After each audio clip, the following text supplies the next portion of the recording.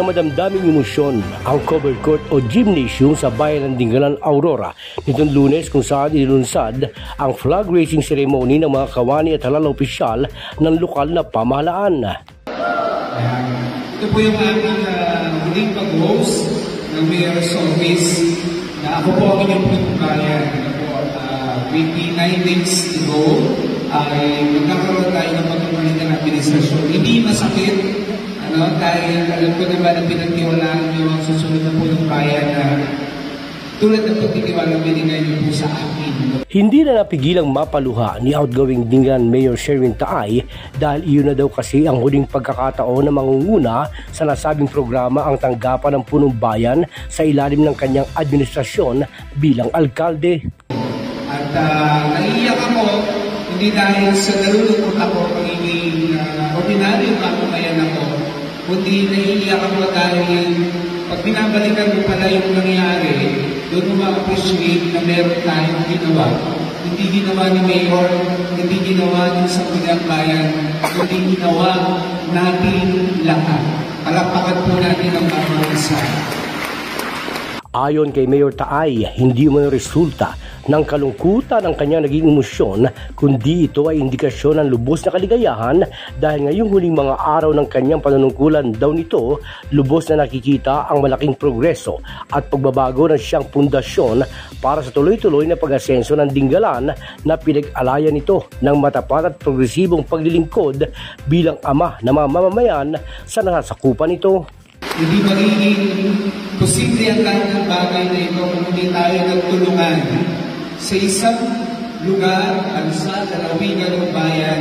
Ang pagtutulungan ng pagkakaisa talagang susi sa anumang uri ng nais nating pagbabago, pag-unlad at pagsulong ng ating komunidad.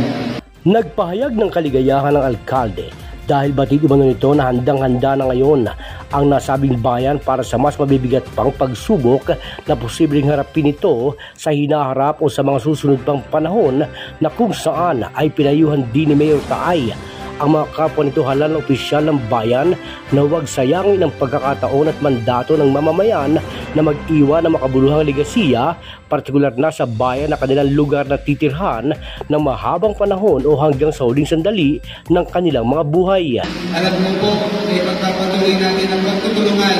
Huwag natin tignan kung sino ang nanunungkulan at namumuno sa ating lugar. Tignan natin paano tayo tuluyang makakawag sa ating bayan na hindi ito malulugmok sa kagagapan dahil ito po ang bayan natin na ating titirahan habang buhay hanggang sa huling hininga na meron tayo, yun yung legacy ang iniwan natin na ating magagawa bilang kawani ng gobyerno at bilang mga opisyal ng ating pamahalaan at ng ating barangay.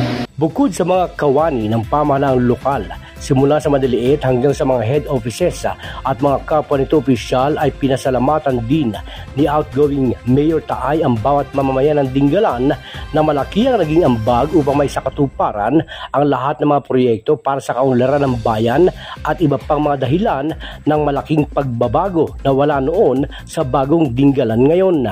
Natutuwa ako sa bayan ng Dingalan sa umpisa. Alam mo, andoon yung resistance, andoon yung pagkakanya-kanya dahil iba-ibang prinsipyo politikal o prinsipyo ng pamamahala ng meron tayong pinaniniwalaan.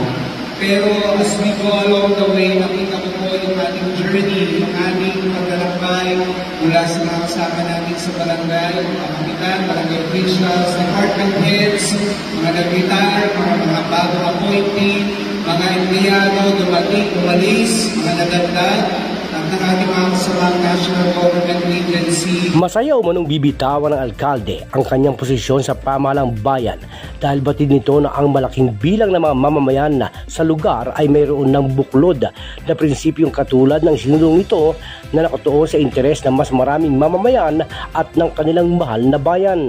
Alam ko po, maraming mga bagay na mangyayari hamon pa sa mga darating natin pumuno.